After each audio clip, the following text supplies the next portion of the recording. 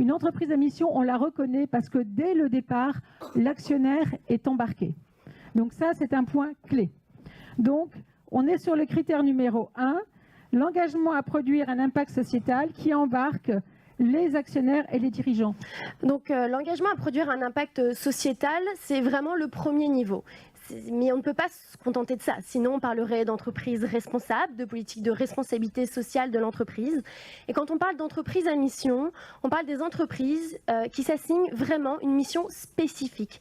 Et cette mission, elle est ancrée dans les statuts. Alors comme le concept, il est nouveau en France, en tout cas dans la sphère entrepreneuriale, peut-être qu'il existe dans la sphère académique depuis presque une dizaine d'années, ce critère, nous l'avons élargi à la formalisation dans tout document formel. Parce que bien sûr, si on restait sur les statuts, c'était trop restrictif. Donc on s'est intéressé aux entreprises qui inscrivent dans un document formel, tangible, une mission spécifique, un engagement particulier pour l'entreprise. Ensuite, et ça c'est aussi un point très dur, c'est la cohérence du modèle économique et du modèle de gouvernance avec la mission. C'est-à-dire qu'à tout le moins, il faut que le modèle d'affaires et que les instances de gouvernance puissent être alignées avec les objectifs de la mission. Si ma mission est de produire, ma mission librement choisie, et je reviens beaucoup sur ce mot, librement choisie, de produire un impact sociétal, à tout le moins, cela veut dire que je vais toiletter peut-être mon portefeuille de participation, de fusion et d'acquisition. Ça veut dire à tout le moins qu'il y a certaines activités que je ne vais plus poursuivre. Et ça veut dire à tout le moins que dans mes organes de gouvernance, je vais faire rentrer les parties prenantes qui sont situées, qui avec moi construisent, animent cette mission au quotidien et qui sont sur ma chaîne de valeur. Ainsi, vous comprenez que nos critères, on dépasse vraiment l'objet juridique de l'entreprise à mission et on travaille sur la cohérence du modèle dans son ensemble. Et donc le quatrième critère, il s'attache au partage de la valeur.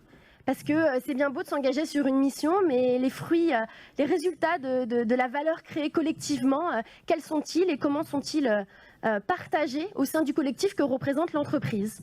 Donc vraiment ce critère pour nous il est important, c'est-à-dire qu'on n'a pas une approche dogmatique en disant est-ce que vous faites ça, et si vous faites ça vous êtes une entreprise à mission, mais plutôt est-ce que vous avez défini des règles de partage de la valeur qui sont équitables, qui sont transparentes, qui sont définies de manière collaborative pour que tout le monde bénéficie du succès de l'entreprise à mission. Le partage de la valeur, ce n'est pas uniquement en termes financiers, et donc il y a un énorme champ d'innovation, notamment d'innovation sociale, dans qu'est-ce que c'est que le partage de la valeur avec les différentes parties prenantes.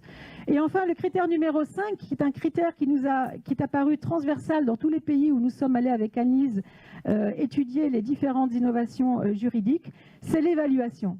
Et donc l'évaluation prend différentes formes, notamment aux États-Unis, vous avez probablement entendu parler du label B Corp.